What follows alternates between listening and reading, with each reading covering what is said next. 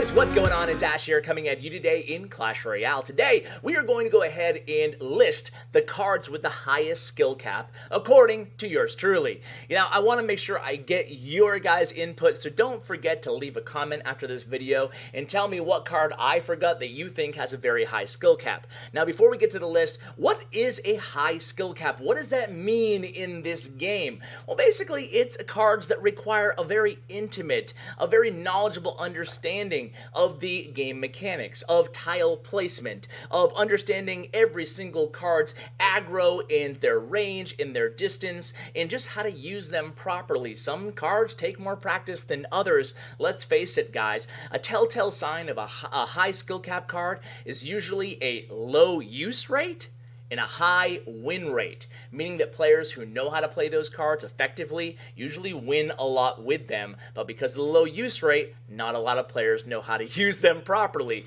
And most of the cards will follow that rule, but not all of them on our list today. So let's just get to the list, guys. So, three-way tie for number 8 on the list, or 6, 7, and 8, is going to be Elite Barbarians, Royal Giant, and Minion Horde. Now, these three cards are all incredibly difficult to play with success.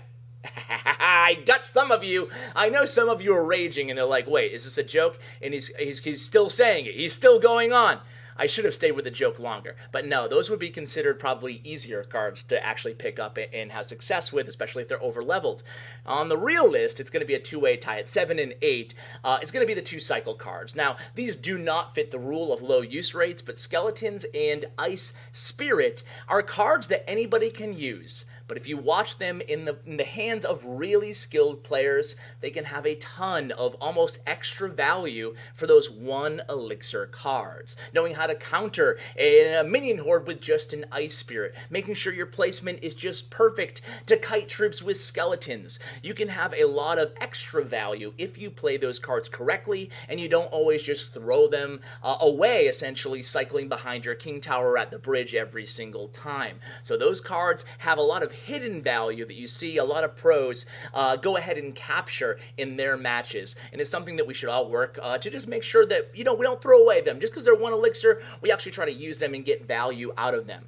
Number 6 on the list is going to be Dark Goblin. Now, Dark Goblin is actually a pretty strong card. Unfortunately for him, everybody compares him to the Princess, and it makes sense. Relatively long range, the Princess is 3 elixir, he's 3 elixir, but they're much different, and Dark Goblin has value the Princess doesn't. Although he can't hit that Princess Tower from the bridge, he will get targeted by the Princess Tower. A lot of good players will know how to play the Dark Goblin, so they're always getting a lot of value out of him. He can take down even kind of hardier units than the Princess would be able to take care of, or troops, and a lot of good players will play him taking advantage of the range in the opposite lane on defense. And then the opponent will have to answer in a lane that they don't want to attack to answer him or take a lot of chip damage. He fires really fast, and he's actually a really good card. Again, high win rates, but pretty low use rates on the Dark Goblin. Number 5 is going to be Hunter. Now, I love the Hunter, but some people hate him. I think he's a polarizing card, and Hunter is very unique because both the tile placement, the angle that you place him, the angle that he'll engage the troops from, and the distance is very important. Those are 2 important factors, whereas you could drop an Ewiz or a Musketeer basically anywhere as long as kind of try to avoid the troops coming your way or the support troops or the fireball and don't give them too much fireball damage. But the Hunter is much different. The Hunter, he can kill a tank easily. He can kill a giant if you place him right on top of them. He can kill a hog if you place them right on top of him. He can also kill a minion horde. He can also kill a goblin gang. So there's a lot of value. He can kill an Ewiz. He can kill almost everything, just depending again on the angles and the distance that you place him representing to the troops coming your way. That's why the Hunter makes number 5 on my list of highest skill capped cards in the game. Number 4 is going to be one that probably none of you guys saw coming, and it's a Skeleton Barrel. Now, you don't see the Skeleton Barrel too much in the meta, but a lot of players, they just kind of use the skeleton barrel and they throw it away, they don't know how to capture the value out of the skeleton barrel. And although the skeleton barrel is not the best card in the meta, surprisingly, it still has pretty healthy win rates. But good players using skeleton barrel, just something happens where, the rest of us, we play skeleton barrel. Sometimes we get value, sometimes we don't. Most of the times we don't. A good player will have a very, very keen awareness of the opponent's cycle at all times, and they'll know, using a variety of different cards along with the skeleton barrel, how to bait out the opponent's spells. A good player will actually even use a skeleton barrel on defense, using it against, say, an Inferno Dragon or a Mini P.E.K.K.A. with a Musketeer in tow.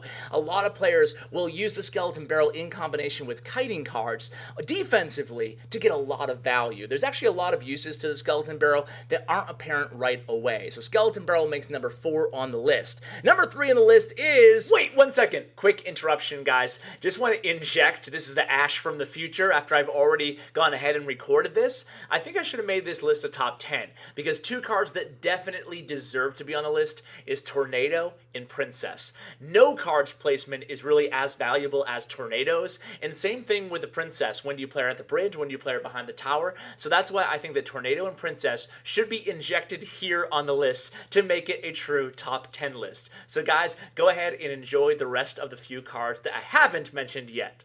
This is going to be another big rule breaker here, guys, and it is the Miner. Now again, this card has high use rates and high win rates, but the Miner is one of those cards, in my opinion, where you can capture some incredible value out of him if you take your gameplay to the next level. I'm not just talking about knowing whether to save your Miner for that Princess or save your Miner for that Elixir pump. That's kind of like Miner 101. But you can go next level and you can redirect a bowler or redirect an executioner to the opposite direction of your troops, of your support troops. That way you can really mitigate the value there. You can even go even further next level. You saw this by Pompeo and other really good players who play Miner a lot in different types of cycle decks. You can use Miner, a late Miner at that, send it in way after the tower is already targeting your balloon or your win condition, and then zap, retarget onto the Miner and take that tower down, catching your opponent off guard. So there's actually a lot of different ways that you can take your Miner play to incredible levels, and that's why Miner makes number 3 on my list here. Number 2 is going to be Expo. Ooh, now Expo has a long story tradition of being the highest skill cap win condition in the game, and I actually buy into that. It's always had relatively low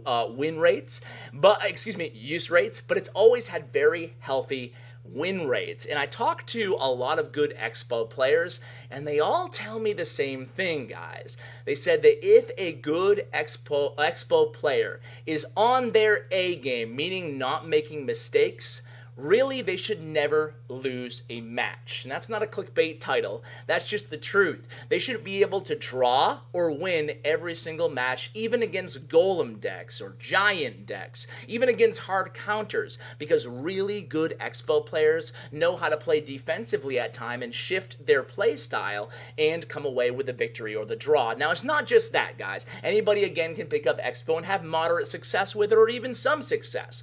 But the really good players who play Expo, the guys at the very top of ladder, are the guys using it in competitive CRL Asia, CRL China, and in big competitions. They know, it's almost like a sixth sense. They know when to support their Expo, when to unload all of their Elixir on the Expo, and they know when to stop supporting the Expo, meaning you're not going to drop that Mega Minion, you're not going to drop that Ice Wizard, you're not going to drop those Archers because you'll be too far behind in Elixir at that point. So that's how the really good players know how to play Expo, and because of that, Expo requires a really, really intimate understanding of your opponent's cycle and your opponent's Elixir. So you have to keep track of how much Elixir they have and what cards are in their hand. That's a lot to keep track of. That's why Expo makes number 2 on the list of highest skill cap card. What about number 1, guys? This is not going to be a shocker to any of you, and it is the Magic Archer.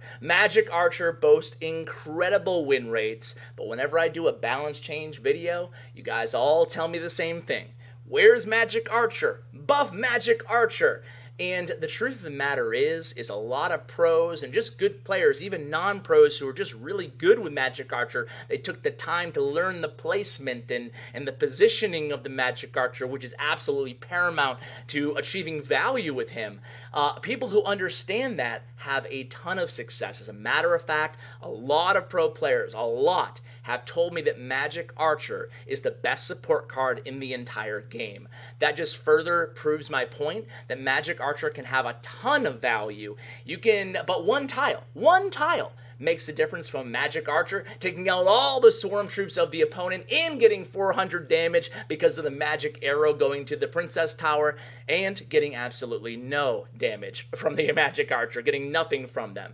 So in also knowing how to use the Magic Archer in a bait deck to bait out their big spells, and then how are you going to react once they fireball your Magic Archer? Are you ready to know how to punish them given the deck that you're playing against? There's a lot of different elements and factors that go into really next level, high tier 1 Magic Archer gameplay. Maybe I'll bring an episode just on the Magic Archer sometime, but for now, that's going to conclude the list of the top high skill cap cards in Clash Royale. So guys, I hope you enjoyed the list. What cards did I forget on the list? You know, some honorable mentions, maybe Cannon Cart, maybe, what else?